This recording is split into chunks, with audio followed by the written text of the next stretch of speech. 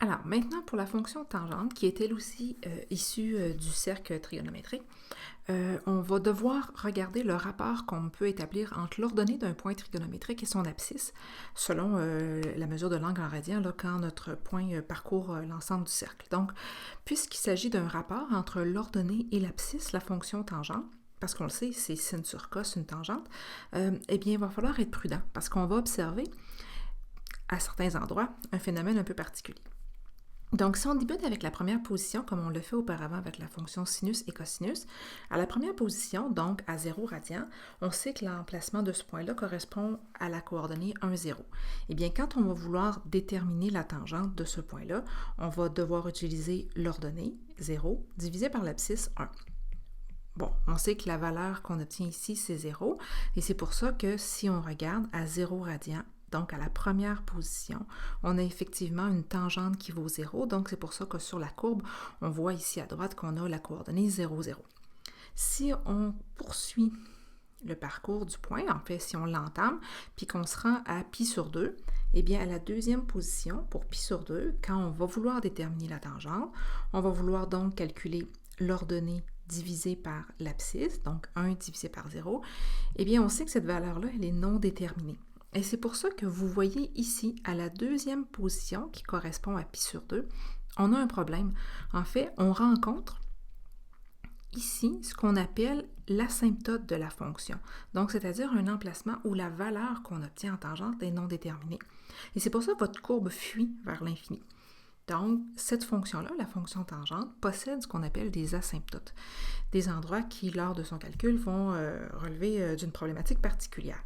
Si on poursuit, on se rend compte que de ce côté-là, dans le cercle trigonométrique, quand on calcule nos tangentes, puisque de ce côté-là du cercle trigonométrique, nos abscisses sont négatives et nos ordonnées sont positives, quand on va calculer les tangentes de ce côté-là, on obtiendra des valeurs négatives, tout comme quand on le faisait dans le premier cadran, on obtenait des valeurs positives. Donc, ça veut dire que dès qu'on franchit l'asymptote, on se retrouve dans la portion négative des tangentes. Donc, on va se trouver dans la courbe qui est en fait en dessous de l'axe des x. Donc, arrivé à la position numéro 3, quand on va faire 0 divisé par moins 1, on sait qu'on va obtenir 0. Ça va correspondre ici à pi radian. Donc, la position numéro 3, elle est là.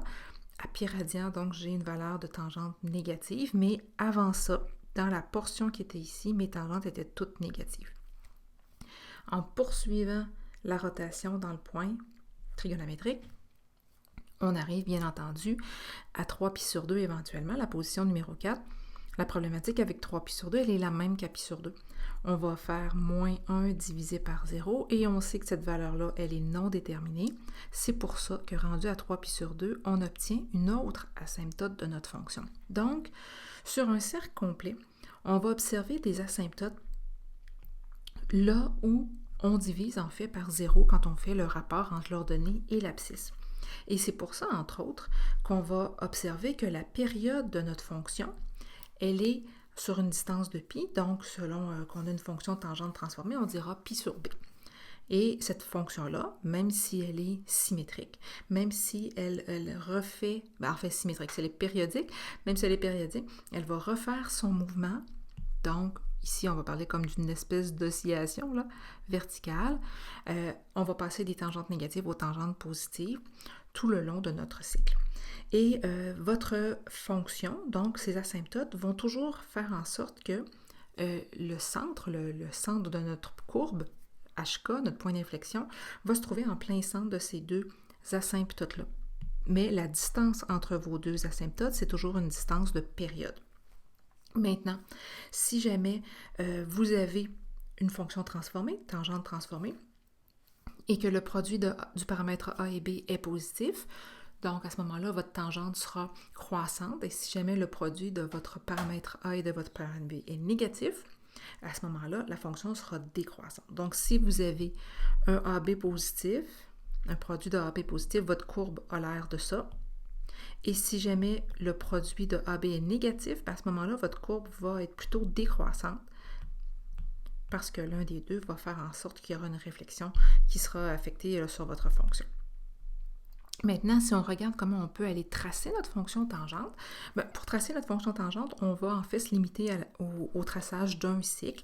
Et pour ça, bien entendu, on va avoir besoin de notre HK, qui est notre centre entre les deux asymptotes.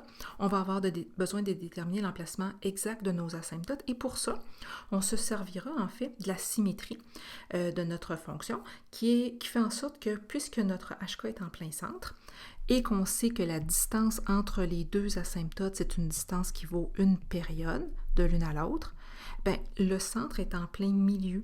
C'est pour ça que si on prend notre valeur de h et qu'on recule de la moitié de la période, on obtient l'asymptote qui est à gauche.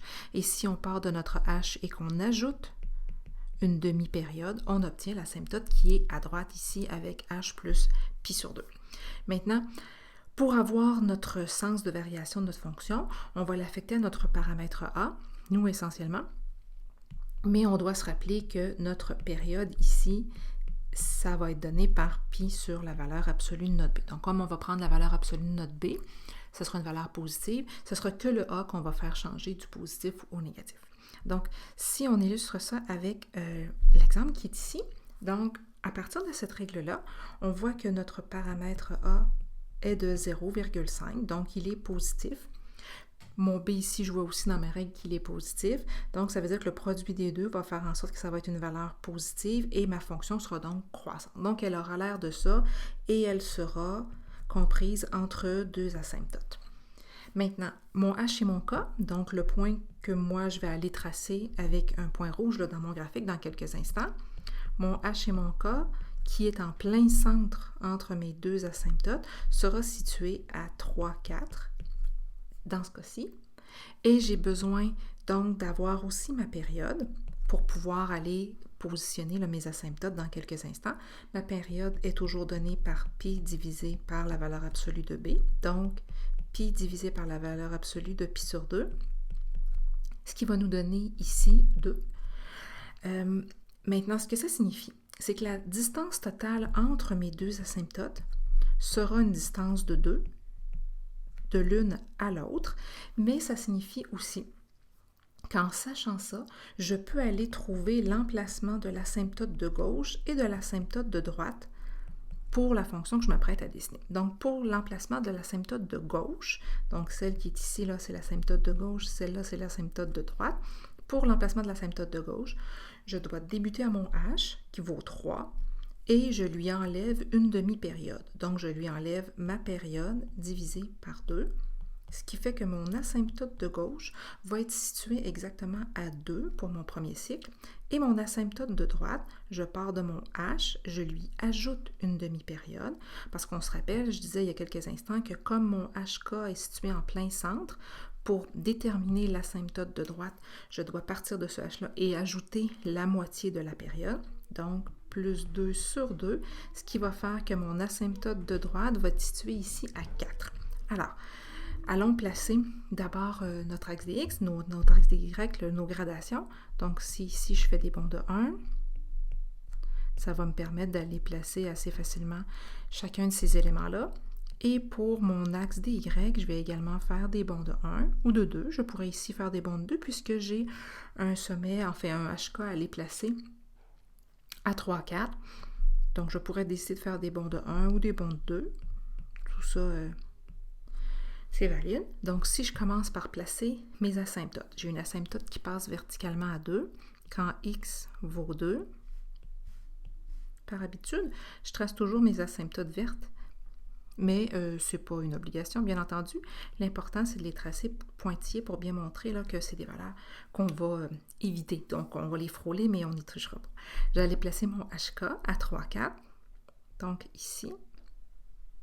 Et on voit bien qu'en ayant placé nos asymptotes et notre point, là, notre point est vraiment centré entre les deux. Maintenant, bien entendu, on pourra aller chercher à l'aide d'une table de valeurs quelques points plus particuliers à aller utiliser pour tracer notre courbe, mais essentiellement, on savait que notre AB était positif, donc le produit des deux étant positif, ça va me permettre de dire que ma fonction sera croissante, donc elle aura l'air de ça, elle va frôler cette asymptote-là, inflexion à HK, et après ça, elle va continuer de croître. Je pourrais aller tracer, bien entendu, un prochain cycle, je sais que ma période entre mes asymptotes est toujours une période de 2, donc j'ai une prochaine asymptote qui passe à 6, nécessairement. J'en aurai aussi une autre qui va passer quand x vaut 0, bien sûr. Et puisque j'ai toujours la même répartition des choses, donc j'aurai un autre point d'inflexion ici à 5, 4 et un autre à 1, 4. Et ma courbe poursuivra toujours la même swing, c'est-à-dire sera toujours croissante entre les asymptotes qu'on aura placés. Mais comme je le disais, pour avoir des points plus précis, utiliser une table de valeur pour pouvoir aller déterminer tout ça.